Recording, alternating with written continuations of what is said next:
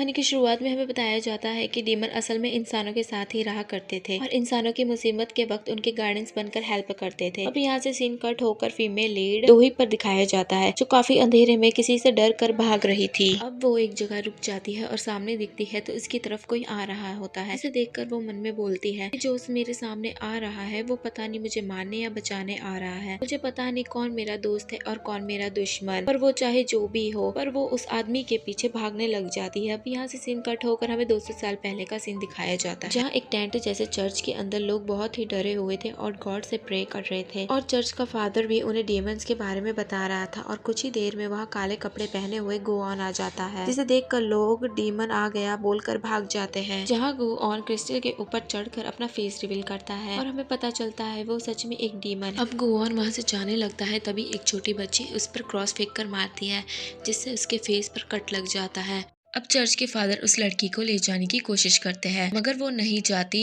तो गोऑन उसके हाथ में क्रॉस देकर वहाँ से चला जाता है और जाते हुए उसके फेस का कट भी ठीक हो जाता है। चर्च से बाहर निकलते हुए गोऑन चुटकी मारकर ड्रेस भी चेंज कर लेता है और जाने लगता है और बताता है कि इंसानों के 3 दुश्मन होते हैं, पहली उनकी बॉडी, दूसरी उनकी जरूरतें और तीसरी है इविल स्पिरिट्स। थोड़ी देर में वो समुद्र के पास पहुँच जाता है, जहाँ एक आदमी मछलियाँ पकड़ने की कोशिश कर रहा था। गोऑन उसके पास आकर बोलता है, मुझे लगता है तुम काफी टाइम से भूखे हो, या तुम्हारी विश है भूख मिटाने की? तो वो आदमी कहता है कि हाँ, पर मेरी कोई मदद नहीं कर सकता क्योंकि चारों ओर अकाल पड़ा हुआ है। तभी गोऑन कहता है कि किसने बोला?